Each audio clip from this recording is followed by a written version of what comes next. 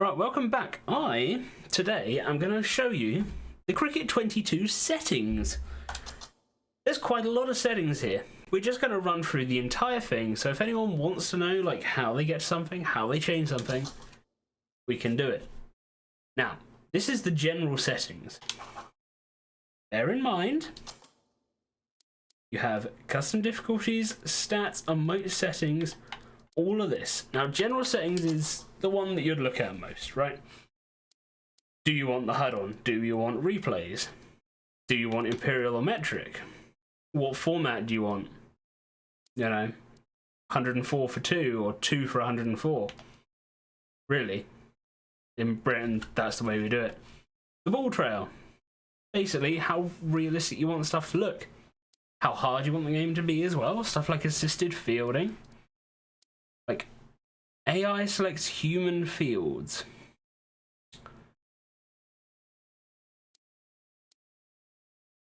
So that means you wouldn't have any control over your field. If you tick that, is my assumption. You wouldn't be able to change it to a custom field. And yeah, it's nice that you can just remove the entire HUD if you want a more, like, realistic, I suppose, would be the way I'd put it, experience. Probably not how I'll play. Enable emotes offline. Again, I've not actually... Oh, those emotes are the things that sometimes come up in like the bottom left corner, but I'm pretty sure my camera's over them. Okay, so this is what controls are you used to, basically. I've left them as like arcade and then the Cricket 19 ones, because that is the game that I first really played. It's a shame with vibration there's not a slider. So in Rocket League, for example, you can have really big vibration every time you hit the ball, or you can just have tiny little bumps, which is what I have it set to. So it'd be nice to see that as an option. Leave button. I didn't even realize it was like left stick in, but you can obviously change that. Invert the camera. Why would you want to do that? Why would you ever want to invert the replay camera? I like, why would you want to flip it? I'm struggling to, I mean, I guess it's cool to have that as an option, but I do not know why. And then again, like, batting control direction, bowling control direction is camera relative. So if you had the camera when you were batting from behind the bowler, you could either have it so that when you press, like, on the right, if you're right-handed, you're flicking it to the leg side. Or, if you have it not camera relative and player relative, you are actually pretending you're the bats person, basically. Just with a different view, so I don't know why you'd ever change it off of camera relative, to be completely honest. Now, these cameras, there's some that are good, some that are really bad. I don't like the cameras that move when you're bowling. It doesn't... Like, they'll move a long way, because you can get some that move really close, like a spider cam would be like... Not a fan of those, to be honest. I prefer a more fixed one. Like here we've got batting far. Filters? Oh my days. I might have to hop in a game and look at those in a second, because that could make it look, well, awful. Really cool. You could maybe get like a nice old feel. Like a nice sepia tone, and you can be there, WG Grace, for your massive beard, going for it. Audio, unfortunately, I have to mute the music because it just gets copyright claimed, really. I should probably turn this off as well. And, you know, it kind of sucks because there's just nothing going on in the background apart from me chatting. You can change which commentators you want on, change which bits of music you want on as well. If you like certain tunes, like this is something that I always appreciated in Need for Speed Most Wanted was the one that I played most, but also like FIFA would have it where you can just turn off certain tracks if you don't like them and do all that jazz. Oh, okay. Big Ant. That is really good. Now, you might not understand what the accessibility tab is. The accessibility tab is there, so if someone is colorblind, struggles to see the difference between the two colors, they can change it to something they will be able to see. Like, some people won't be able to see the difference between, like, blue-orange, they would appear a very similar tone, and it would be hard for them to tell, is the ball very full or is the ball full? So in doing that, it just opens the game up to be played by more people. So that's a really nice setting to include. I don't know how many people will have seen that it's there, but it's, yeah, good job, Big Ant. That's all I've got to say, to be honest. That's just, you don't see that in many games. You'll sometimes see there's like a red-blue, like colorblind mode, but not like where you can completely choose which hue you want everything to be. So, hats off, great work, love it. Right, now this game isn't the most optimized, if I'm honest. I would hope I could run at higher than medium difficulty on a 1070 Ti. I know it's not the newest of graphics cards, but I'm only playing at 1080, and if I'm playing and like recording, it really doesn't like it. I've turned off stuff like bloom because I'm not a fan of those bright, glowy colours. I much prefer a more natural matte look. Light flares, though, will keep going. And again, they've got like all these options like full screen, gamma, so if you need to up the brightness, basically, that's where you do it. Crowd capacity, I've turned that down as well because the amount of just objects can sometimes really impact your performance, so lowering that's probably a good one to look at. But normally it's these kind of depth of field, bloom, anti-aliasing, they're the sort of ones that you don't. And this actually, ambient occlusion can destroy performance. Absolutely destroy it.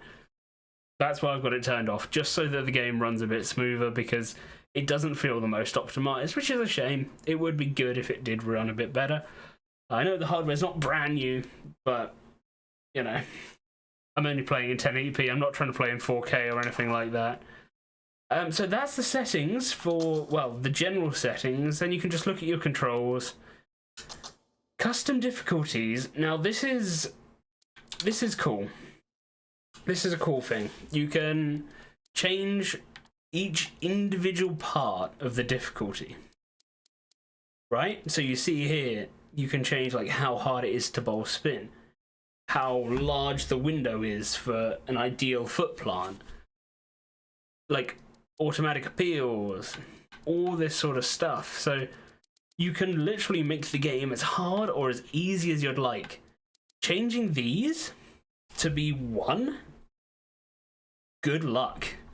Like, really good luck. Like, and here, the timing windows, you see? Like, early is down to 8, late down to 22. If you put those all the way up, and like, you're going to have a huge chance of not hitting the ball very well. Bowl quality influence.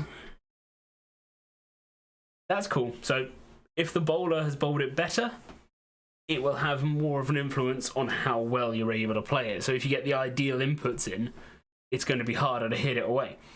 That's obviously if the slide is up to 100, it makes a massive amount of difference. If it's down to 1, it makes a minimal amount of difference. But yeah, so we've got all sorts. So here you can see like power boost timing window. So there's a window for like, if you get a perfect hit, it's basically like you're middling it and you're timing it properly.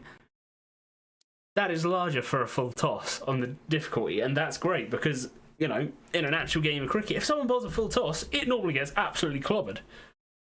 Like, so it's good having that larger window to make it easier to hit those. It makes it that little bit more realistic, and that's what this setting is like. This is what it is as default. So that's really cool. Timing windows, stuff like that. Again, if you make it small, it's going to be trickier. So yeah, really good. Really good. It's nice to see. And okay, physics. Now I've had a little bit of a play with these. I'm probably going to do a video where I ramp some of this stuff all the way up and we try to survive with like pace bowling set to maximum, bounce set to maximum, and it's just like batting and trying to hit the ball, trying to get some runs. You can make it a real mess. Like, you can then swing all the way up and the ball was just hooping like It's crazy, and it's a really cool thing. I love it when games give you this level of customization where you can properly go in and be like, I just want to muck around and have a go at testing the like game engine to its limits, and you can do that in this. So really nice of Big Ant to include this stuff again. And then again, you got like umpire here. So this is like, will the AI challenge or not, basically. So really cool. Really nice to see like all of these difficulty options. The physics, like I said, we're going to come in this this menu later, or at some point in the future, and do some more bits in there. But carrying on down the settings, you can look at your stats. So this is across everything. So you see, I've only played 31 games, 1 first class, and all of that, and you can see how they've gone. Now, I haven't played a massive amount. You can see there again in bowling, and this combines all careers, all quick plays, all competitions, all everything, basically.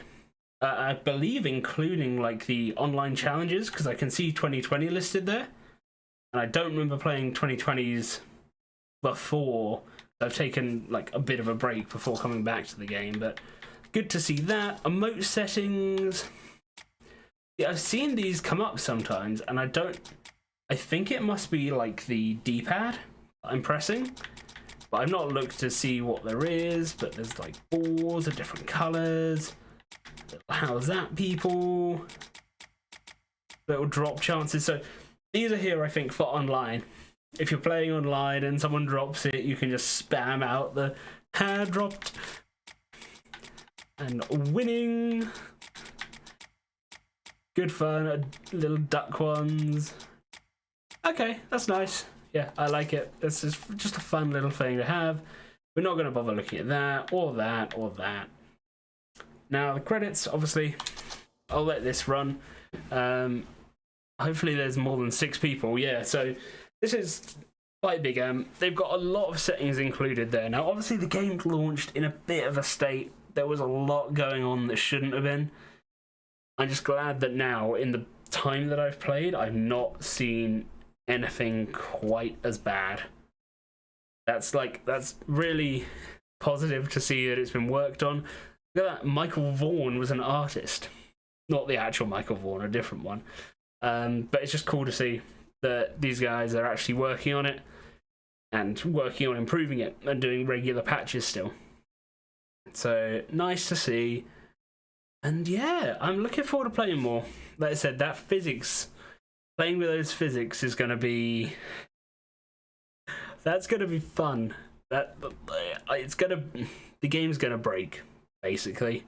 That's what I'm aiming to do, is break the game. So join me soon for that. There'll be obviously more career mode and stuff like that as we go. So I hope you enjoyed this look into the settings available in Cricket 21. Really good to see Big Ant having that accessibility feature, and also just the wide range of settings they've got there.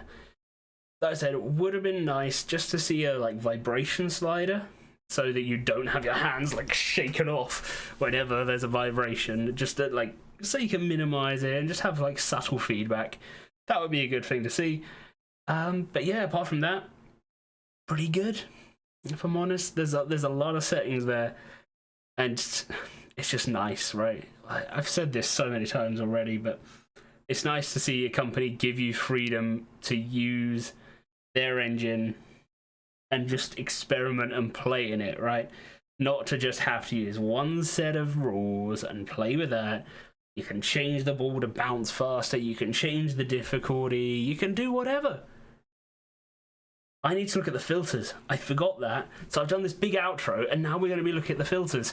Bear with me. I'll hop in a game, and we'll have a look and see what the filters look like. Not sure what this is going to do.